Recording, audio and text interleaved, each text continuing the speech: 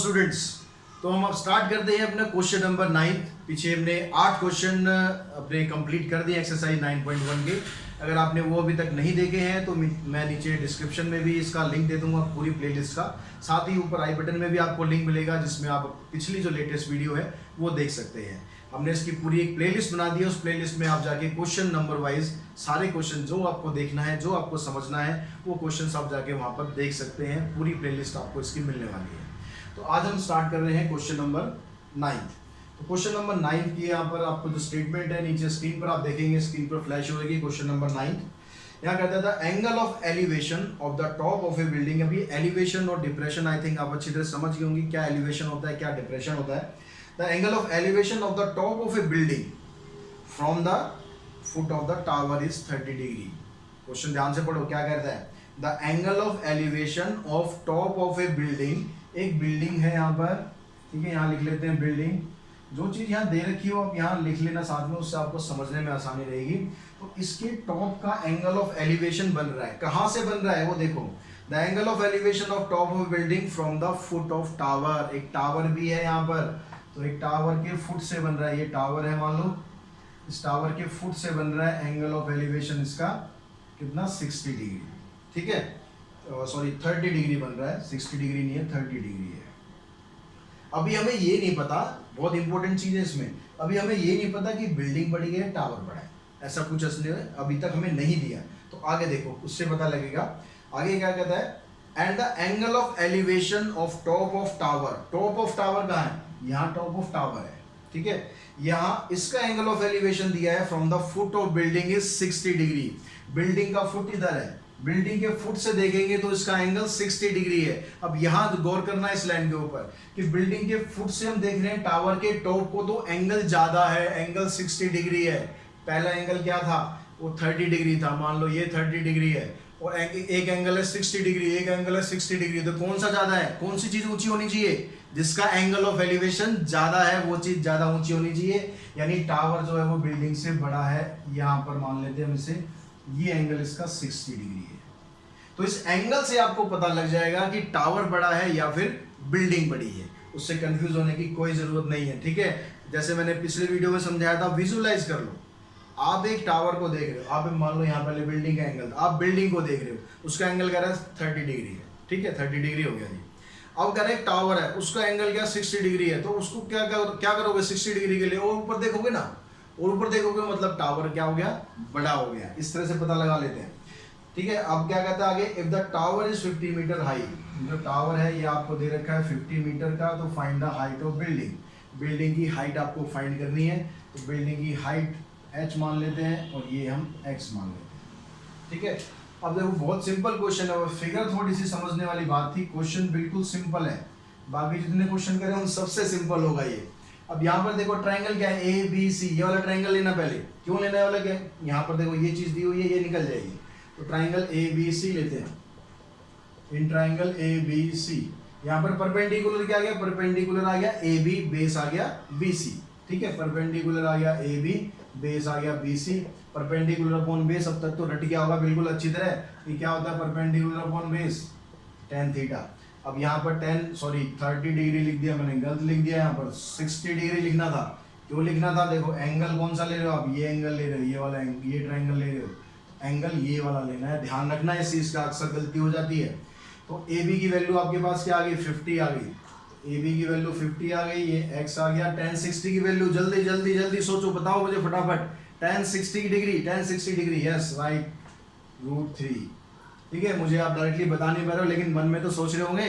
अगर सही सोच रहे हो तो वेरी गुड, अगर सही नहीं सोच रहे हो तो बेटा पहले टेबल याद करो, अच्छी तरह टेबल याद करो। x को इधर ले जाओ, √3 को यहाँ लाओ, तो x की वैल्यू आ जाएगी 50 अपॉन में √3, ठीक है। x की वैल्यू आ गई। अब हम चलते हैं दूसरे ट्रायंगल पर, triangle DCB। In triangle DCB, इस ट्रायंगल में क्या हो रहा है, इस ट्रायंगल में देखो परपेंडिकुलर आ रहा है DC, बेस आ रहा है BC। परपेंडिकुलर है DC और बेस है BC, और एंगल कितना है यहाँ पर 30 डिग्री रहेगा। वही perpendicular upon base, angle change हो गया, एंगल 30 डिग्री हो गया। 30 डिग्री क्या होता है, सोचो जरा सोचो, 30 डिग्री क्या होता है, ये h हो गया, BC की वैल्यू है x, और tan 30 होता है 1/√3। जिन्होंने सोचा होगा बिल्कुल सही सोचा, जिन्होंने गलत सोचा है वो दोबारा सोचो, सोचने का काम करते रहो। क्रॉस मल्टीप्लाई करो, √3h इक्वल्स टू में x। ठीक है, यहाँ तक आगे। अब देखो x की वैल्यू हमारे पास क्या थी, x की वैल्यू थी 50/√3। x की जगह पुट कर दो 50/√3, √3h इक्वल्स टू में x की जगह आ गया 50/√3। इसको यहाँ लाओ, √3 को √3 से मल्टीप्लाई करेंगे तो क्या आ जाएगा, 3 आ जाएगा। √3 इंटू √3 3 हो जाता है, तो 50/3 को आप लिख दो। 16 3 48, 2 रिमाइंडर आ गया, यानी हाइट ऑफ क्या आ गई, हाइट ऑफ बिल्डिंग हो गई कितनी, 16 and 2/3 मीटर। डेसिमल में भी आप निकाल सकते हो यहाँ पर, या फिर आप मिक्स फ्रैक्शन में भी छोड़ सकते हो, कोई दिक्कत नहीं है। ठीक है, समझ में आ गया क्वेश्चन है कि समझते रहो। मेरा पर्पस क्या है, आपको ये फिगर सही से समझाना। फिगर जो बता रहा हूँ ध्यान से समझो, एक एक लाइन उसकी ध्यान से सुनो कि फिगर में मैं आपको क्या समझाना चाह रहा हूँ। फिगर आपने समझ ली तो यकीन मानो आपका क्वेश्चन सॉल्व होने से कोई रोक नहीं सकता, बिल्कुल ठीक निकलेगा। क्योंकि ये सब चीज़ क्या है, ये तो आप करते रहोगे, हर क्वेश्चन में करोगे। और मोस्टली क्वेश्चन में क्या यूज होना है, tan थीटा यूज होना है। तो आपको सिर्फ कंसंट्रेट किस पे करना है, इस फिगर पे कंसंट्रेट करना है। फिगर आपकी अच्छी होनी चाहिए। तो क्वेश्चन नंबर 10 देखते हैं बच्चों। क्वेश्चन नंबर 10 आपकी स्क्रीन पर नीचे देखो फ्लैश हो रहा होगा। अब 10 के अकॉर्डिंग क्या है, 2 pole of equal height standing opposite each other on either side of the road which is 80 metres wide. मतलब क्या है कि 2 पोल है, उन दोनों पोल की हाइट क्या है, बिल्कुल सेम है, हाइट सेम है, और दोनों रोड के अपोजिट साइड पर है। दोनों रोड के, एक इधर है एक रोड के इधर है, और रोड कितना है, 80 मीटर वाइड है रोड। तो रोड आपने बना दिया भाई, ये रोड बना दिया। देखो कितनी आसानी से रोड बन गया, इतने टाइम लग जाता है रोड बनाने में, हमारा रोड बड़ी जल्दी बन गया। ये पोल भी हमने खड़ा कर दिया, दूसरा पोल हमने खड़ा कर दिया, दोनों की हाइट इक्वल है, दोनों मान लेते हैं h। ठीक है, यहाँ तक की इन्फॉर्मेशन से फिगर बन गई। आगे क्या कहता है, from A point between them on the road. Between them का मतलब यहाँ पर ये मत समझना कि बिल्कुल सेंटर में है, सेंटर देगा तो मिडिल पॉइंट बोलेगा, ठीक है, मिड वे बोलेगा। बिटवीन का मतलब हो गया कि इस रोड पर कहीं भी हो सकता है, इसके बीच में है। तो the angle of elevation of the top of pole are 60 degree and 30 degree. अब एक एंगल 60 डिग्री दिया है, एक 30 डिग्री दिया है।